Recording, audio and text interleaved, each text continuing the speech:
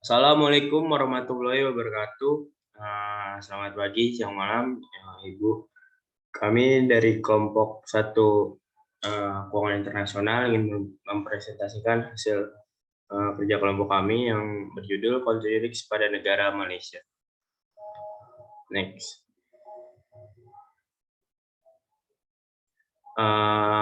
Pada kelompok kali ini disusun oleh ada Dini Audriasari, ada Mita Sandraini Azhara, ada Sultan Zaidan Ataullah, itu saya sendiri dari Piwar 3. Yang pertama, kami akan menjelaskan penjelasan country risk secara umum.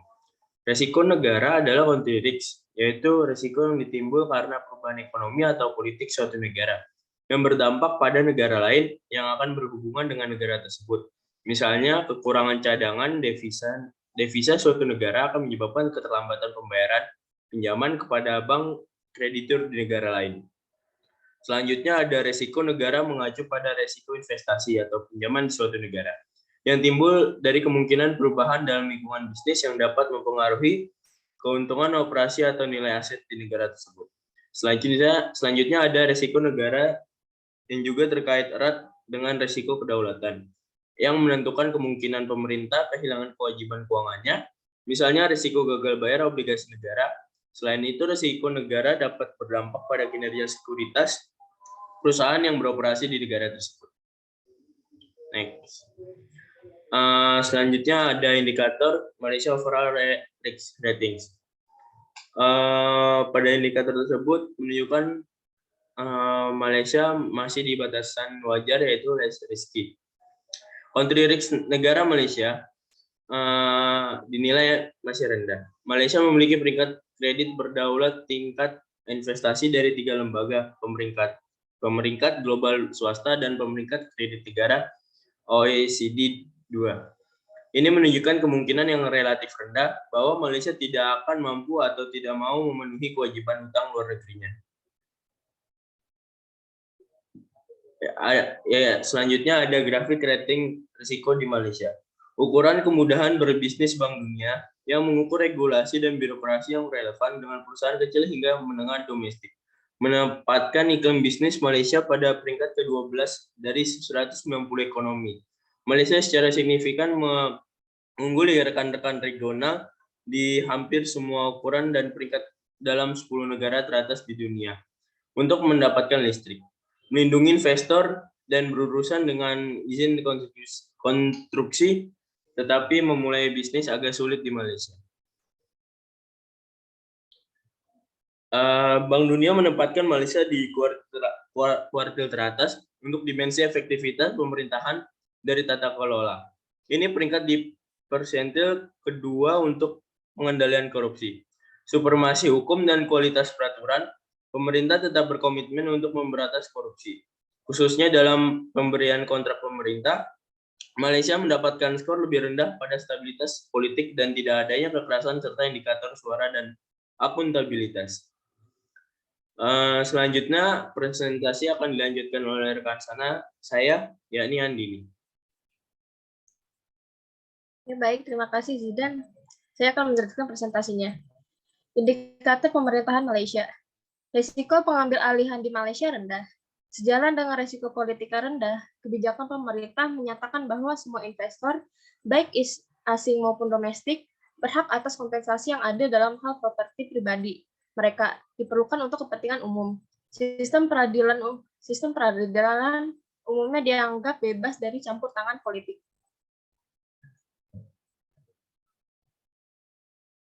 Penilaian risiko negara Malaysia. Itu ada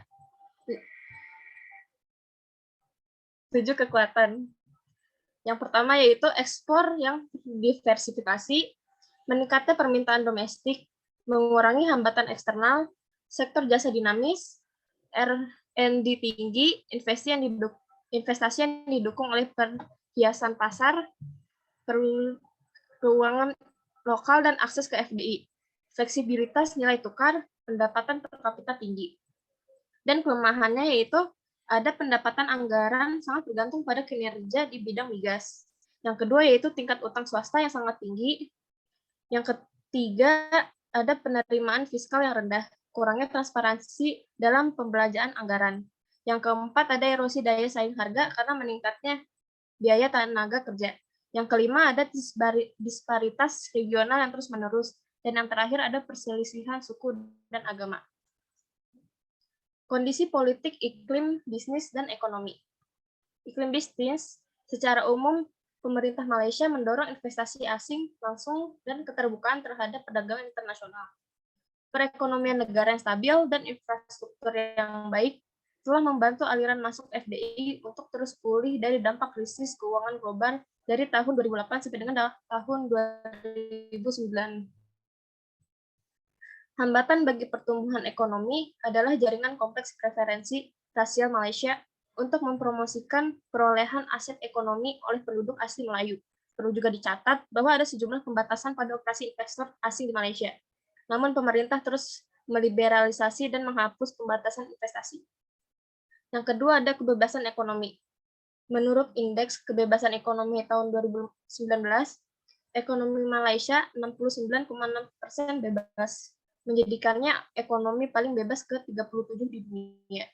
Ini menempati peringkat ke-9 paling bebas dari 42 negara di kawasan Asia Pasifik. Dan skor keseluruhannya lebih tinggi dari rata-rata regional. Yang ketiga, ada stabilitas politik. Malaysia adalah negara yang stabil secara politik. Transparansi sistem regulasi, akses perusahaan Amerika Serikat ke pasar Malaysia, Amerika Serikat telah terhambat oleh kurangnya transparansi dalam pembuatan peraturan dan prosedur pemerintah di Malaysia. Juga, pemangku kepentingan merasa sangat sulit untuk mengakses rancangan undang-undang dan peraturan untuk tujuan meninjau dan memberikan komentar, terutama karena undang-undang rahasia resmi Malaysia yang luas. Pernyataan iklim investasi tahun 2019 Malaysia. Kebijakan konversi dan transfer menurut pernyataan iklim investasi tahun 2019 Malaysia, semua pembayaran ke negara lain harus dilakukan melalui dealer valuta asing resmi. Bank harus mencatat jumlah dan tujuan dari setiap transfer lintas batas lebih dari RM200.000 atau sekitar $8.000.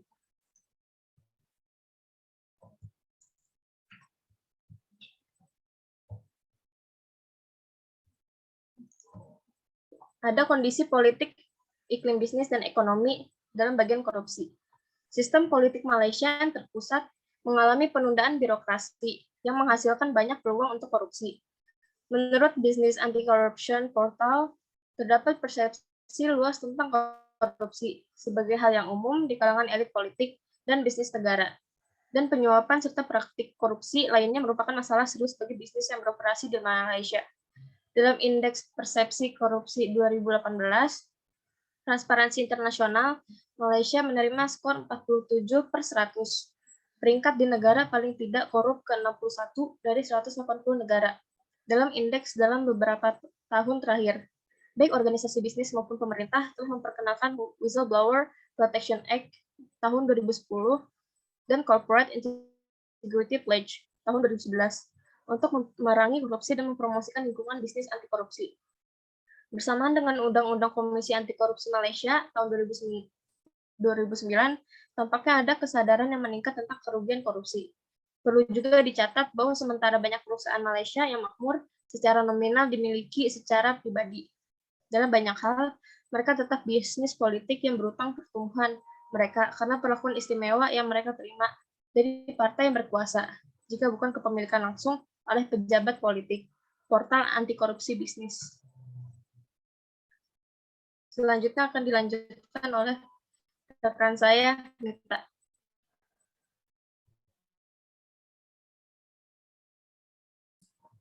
Selanjutnya, saya akan menjelaskan tentang ekonomi negara Malaysia. Sejak kemerdekaannya dari Inggris pada tahun 1957, catatan ekonomi Malaysia telah menjadi salah satu yang terbaik di Asia. Terlepas dari krisis keuangan Asia, Malaysia telah berhasil mempertahankan pertumbuhan ekonomi yang kuat bersama dengan mata uang yang stabil dan inflasi yang rendah selama sebagian besar dari 3 dekade terakhir. Malaysia memulai transformasinya pada tahun 1970 dari produsen bahan mentah menjadi ekonomi multisektor yang sedang berkembang.